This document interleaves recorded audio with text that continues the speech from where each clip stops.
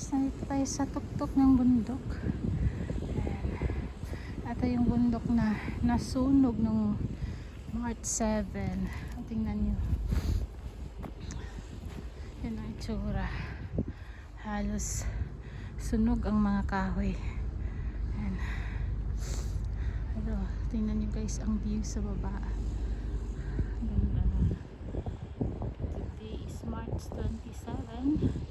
Mayroong cruise ship sa Wallison Town.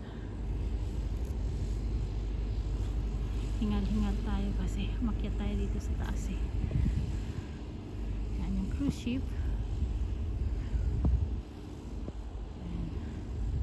Ang ganda ng town. Ganda nito.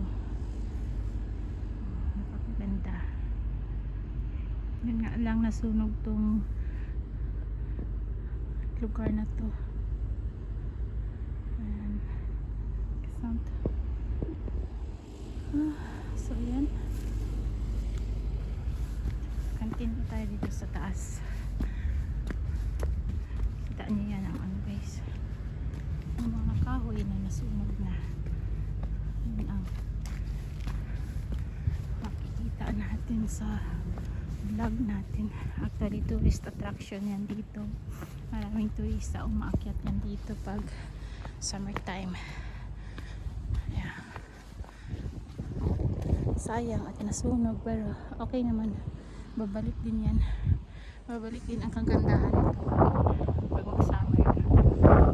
Ayan ang tawag sa kalayuan, may snow pa nga sa bundok. Ayan. So yun ang content natin for today. Thank you for watching again, and tuloy tayo dito sa katuktukan. Ayan.